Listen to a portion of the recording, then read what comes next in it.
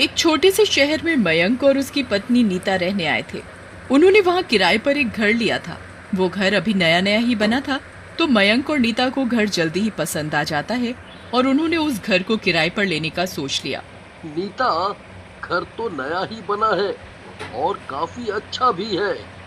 क्यों ना ये घर हम किराए पर ले लेते हैं। वाकई में घर बहुत ही खूबसूरत है, हम इसी घर में रहेंगे। मयंक और नीता उस नए किराए के घर में रहने का फैसला कर लेते हैं और अगले दिन मयंक और नीता किराए के नए घर में रहने के लिए आ जाते हैं। तभी उनके पास रह रही एक पड़ोसन आती है। आप लगता है आज इस नए घर में आए हो? हाँ, हम आज ही आए हैं। पर आप कौन हैं? कहाँ रहती हैं? मेरा नाम माया है और मैं आपके साथ वाले घर में ही रहती हूँ। फिर दोनों आपस में बातें करने लगती हैं और शाम भी हो जाती है तो माया नीता से कहती है, रात होने वाली है। अच्छा, तो अब मैं चलती हूँ। इतनी भी जल्दी क्या है?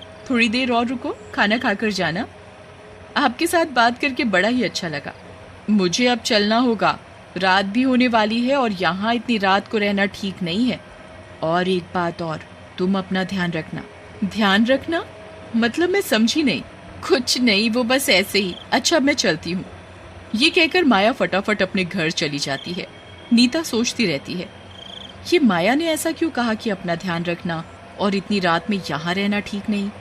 नीता बहुत सोचती है पर उसे कुछ समझ नहीं आता कि माया ने ऐसा क्यों कहा। तभी उसका पति मयंक भी आ जाता है। नीता, क्या हुआ? तुम्हारा चेहरा क्यों उतरा हुआ है?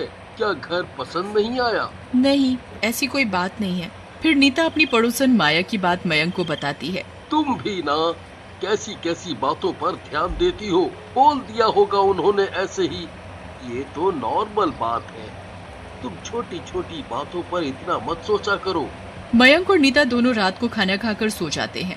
वो दोनों सो रहे होते हैं, तभी उन्हें कुछ अजीब सी आवाजें सुनाई देती हैं। आवाजों से नीता की आंख खुल जाती है और उसे नींद नहीं आती। वो मयंक को उठाती है।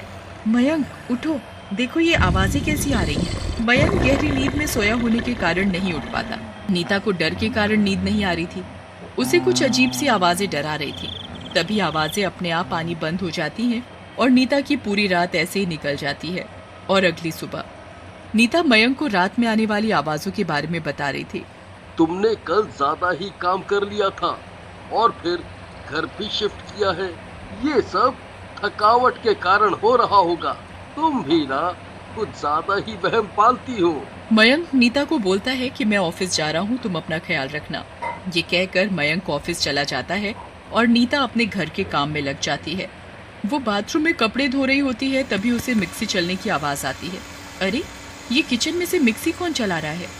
और वो डरते डरते किचन की तरफ जाती है तो देखती है कि किचन में चारों तरफ बिजली की तारें फैली पड़ी हुई हैं। अरे, ये बिजली की तारें कैसी पड़ी हुई हैं? यहाँ ये तारें कैसे आईं? कोई है भी नहीं। नीता ये सब सोच ही रही होती है, तभी उसे एक बेहद डरावना आदमी खड़ा हुआ दिखाई देता है, पर उसे उसका चेहरा नहीं दिखाई दे रहा था। उसके हाथ में बहुत सारी बिजली की तारें हैं। ये देखकर नीता चिल्लाने लगती है, कौन कौन है वहाँ? नीता आवाज देती है, तभी उस आदमी की गर्दन अपने आप घूम जाती है। वो एक डरावना भूत था। मैं आपके किचन की तारें ठीक करने आया हूँ। आपके किचन की सारी तारें खराब हैं, उन्हें ठीक करना पड़ेगा।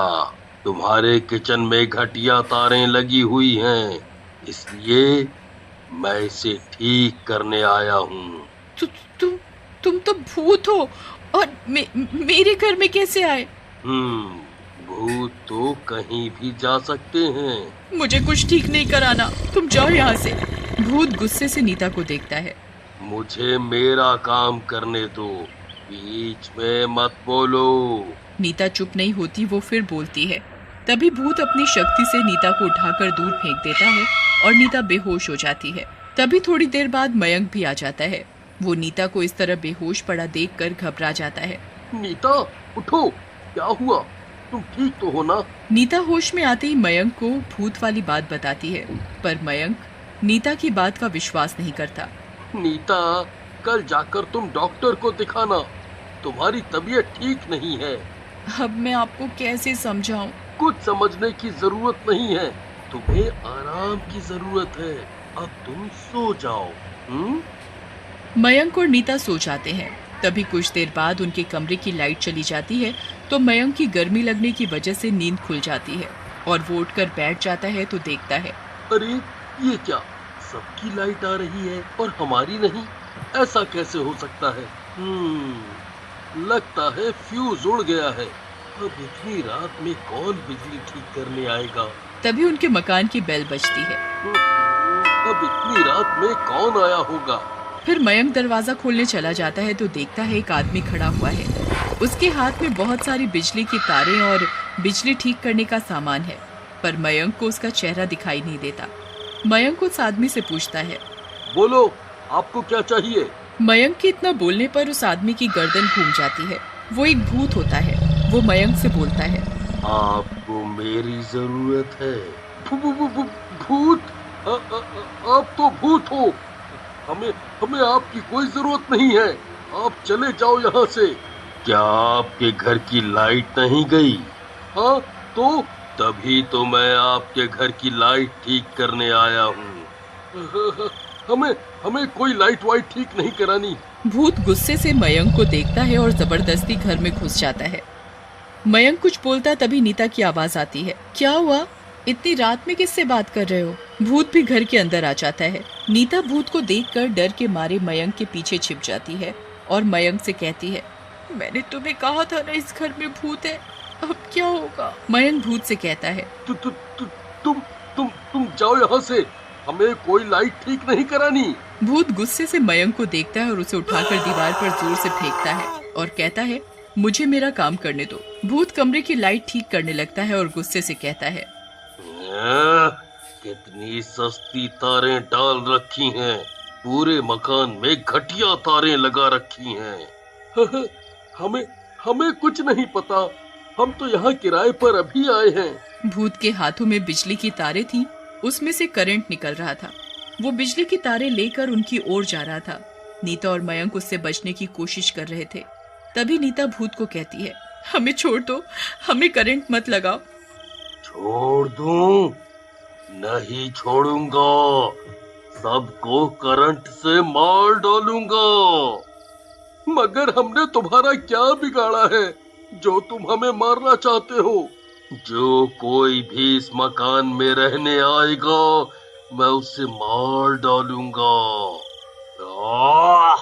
भूत करंट की तारें लेकर मयंक की ओर बढ़ता हुआ आता है तो मयंक बड़ी जोरों की चिल्लाने लगता है, हमें छोड़ दो, हमें छोड़ दो, हमें मत मारो, भगवान के लिए हमें मत मारो। जब ये मकान बना था तब इस घर के मकान मालिक ने एक बार भी सोचा था कि उसकी एक लापरवाही की वजह से मेरी मौत हो गई। मैंने उसे इतना समझाया था कि घर में घटिया तारे मत लगवाओ, पर इस घर के मालिक ने मेरी एक नहीं सुनी। तारें कमजोर होने के कारण उनमें करंट आ गया और उसकी वजह से मैं मर गया। इसमें फिर हमारा क्या दोष? दोष इस मकान में रहने वाले का है। जो इस मकान में रहेगा वो मरेगा ही मरेगा। इस मकान में अगर बढ़िया तारें लगाई होती तो आज मैं जिंदा होता, मेरे बीवी बच्चे बेघर नहीं होते।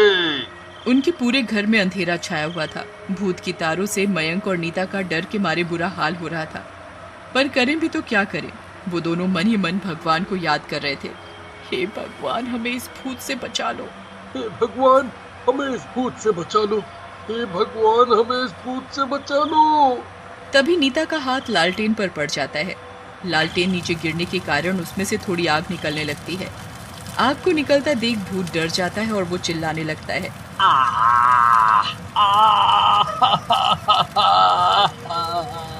बचाओ बचाओ बचाओ, मुझे जलन हो रही है।